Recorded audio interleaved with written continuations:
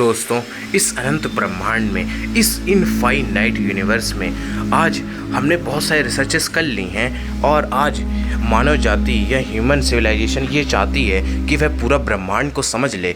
और इस पूरे ब्रह्मांड को समझने के लिए बहुत सारी थ्योरीज भी हमने खोज ली हैं और बनाई भी हैं जिससे पूरे ब्रह्मांड को एक्सप्लेन किया जा सकता है। लेकिन जब बात आती है इस पूरे स्पेस को एक्सप्लोर करने की, अपने इस अनंत ब्रह्मांड को एक्सप्लोर करने की, तो वहाँ पर हम अपने जो स्पेसशिप होता है वो एक पॉइंट से दूसरे पॉइंट भेजते हैं। जैसे अगर हमें मार्स को, मंगल ग्रह को पूरी तरीके से एक्सप्लोर करना है तो हम अपना स्पेसशिप को रॉकेट की मदद से अर्थ से मार्स तक भेजेंगे। लेकिन दोस्तों, इस टेक्निक में बहुत टाइम लग जाता है। और जब बात आती है डीप स्पेस की, यानी कि एक ऐसे पॉइंट की जो कि डीप स्पेस में मौजूद है, वहाँ पर इस टेक्निक का यूज़ नहीं किया जा सकता, क्योंकि ये अगर ऐसा टेक्निक हम यूज़ करते हैं तो दोस्तों उसके लिए बहुत समय लग जाएगा। और वहाँ तक पहुँचते पहुँचते जो अंतरिक्ष यात्री होंगे, हो सकता है कि वो ज़िंदा ही ना रहें, इतना टाइम लग जाएगा। यहाँ तक कि लाइट को भी एक गैलेक्सी से तीसरी या चौथी गैलेक्सी तक पहुँचते पहुँचते बहुत टाइम लग जाता है। और आप इसका एग्जाम्पल इस वजह से ले सकते हैं कि लाइट, जो कि इस ब्रह्मांड में सबसे ज़्यादा तेज़ होती है, उसको हमारे सूर्य से हमारी पृथ्वी तक आने में, हमारे सन से हमारी अर्थ तक आने में ही 8 मिनट 20 सेकंड का समय लगता है। तो सोचिए कि 8 मिनट का समय लग रहा है जो कि लाइट की है। मतलब ये समय भले ही कम हो, लेकिन एक गैलेक्सी से 5वीं या 6वीं गैलेक्सी तक पहुंचने में लाइट को भी बहुत समय लग जाता है। और हम अपने स्पेस क्राफ्ट की बात कर रहे हैं जो कि लाइट की स्पीड से भी कई गुना ज़्यादा कम है।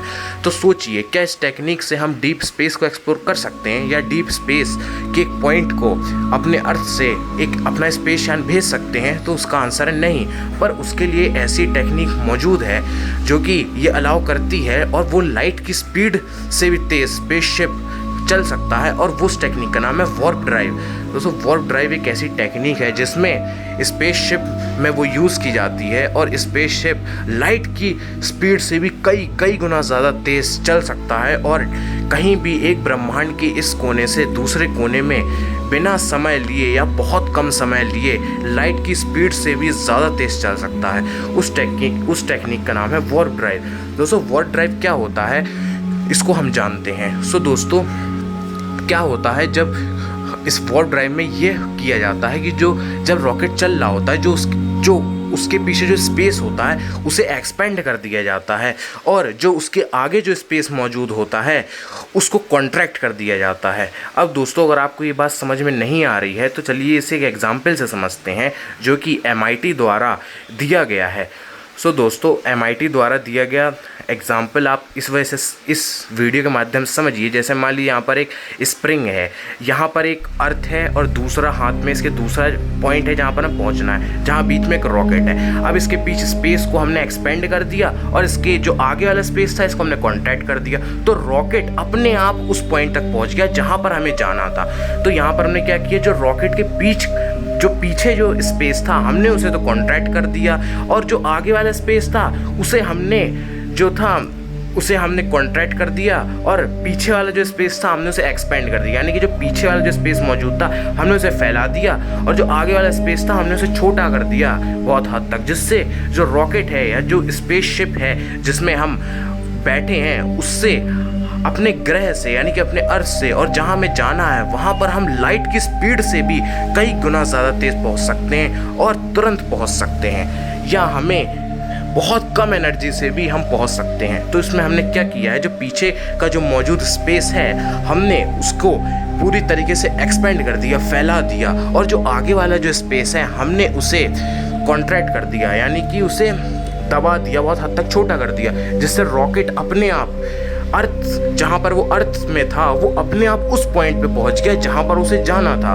तो इस टेक्निक को, जिसमें हम स्पेस को कॉन्ट्रैक्ट या एक्सपेंड करते हुए पहुँचते हैं, तो उसे हम वार्प ड्राइव कहते हैं। और इस तकनीक से हम लाइट से भी पहले एक पॉइंट स्पेस में और दूसरे पॉइंट के स्पेस में कहीं पर भी पहुँच सकते हैं, लाइट से भी पहले। और ऐसी टेक्निक अभी तक नहीं है जो कि हम लाइट की, यानी कि ऐसी अभी तक टेक्निक अभी तक हमने नहीं बनाई है, या ऐसी टेक्निक अभी तक तो पॉसिबल नहीं है जिसमें जो रॉकेट है वो स्पीड ऑफ लाइट से चले। दोस्तों आप इधर ध्यान रखिएगा कि यहाँ पर वार्प ड्राइव में रॉकेट असल में चला नहीं है, बल्कि हमने सिर्फ इसके स्पेस, जो इसके पीछे जो स्पेस मौजूद था, हमने इसको एक तरीके से एक्सपेंड किया है, फैलाया है, और जो इसके आगे जो स्पेस था हमने उसे छोटा कर दिया।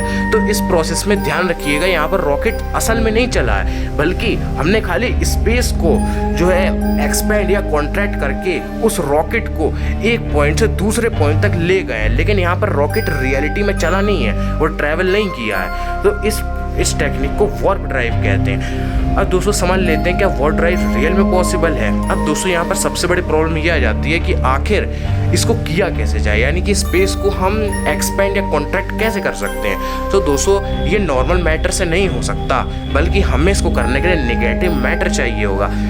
अब दोस्तों मैंने नेगेटिव मैटर पे एक पहले से वीडियो बना रखी है, जिसमें मैंने नेगेटिव मैटर को मैथमेटिकल इक्वेशन से और उसकी प्रॉपर्टीज़ को बताया हुआ है कि आखिर नेगेटिव मैटर क्या है।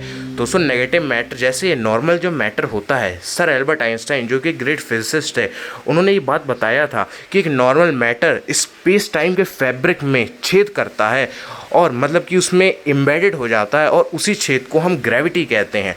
और लेकिन ये सब जो बताया गया था ये सिर्फ नॉर्मल मैटर के लिए था, पॉजिटिव मैटर के लिए था, ये नेगेटिव मैटर के लिए नहीं था। और अगर नेगेटिव मैटर की बात करें तो नेगेटिव मैटर जो हो सकता है दोस्तों, वो अपने स्पेस टाइम को, यानी कि अपने पीछे जो स्पेस है उसको वो एक तरीके से एक्सपेंड कर सकता है। तो यानी कि नॉर्मल मैटर से हम वार्प ड्राइव को नहीं कर सकते, हमें नेगेटिव मैटर चाहिए होगा। और नेगेटिव मैटर की ऐसी ऐसी प्रॉपर्टीज़ हैं जिसका अंदाज़ा लगाना रियलिटी में एक सीमित सोच के हिसाब से इम्पॉसिबल है। जैसे कि नेगेटिव मैटर के पास ऐसी प्रॉपर्टी होती है, जैसे कि अगर आप नेगेटिव मैटर को धक्का दो तो नेगेटिव मैटर धक्का आपसे दूर जाने की बजाय आपके पास आएगा, और अगर नेगेटिव मैटर को आप पास खींचो तो नेगेटिव मैटर आपके पास आने के बजाय आपसे दूर भागेगा। यानी कि अगर कोई भी इंसान नेगेटिव मैटर से बना हुआ है और अगर आपको अपने से उसे दूर फेंकना है तो आपको उसे अपनी तरफ खींचना होगा, तब वो आपसे दूर जाएगा। यानी कि नॉर्मल मैटर से बिल्कुल उल्टी प्रॉपर्टी शो करता है नेगेटिव मैटर। तो दोस्तों ये था आज का वीडियो वार्प ड्राइव के ऊपर।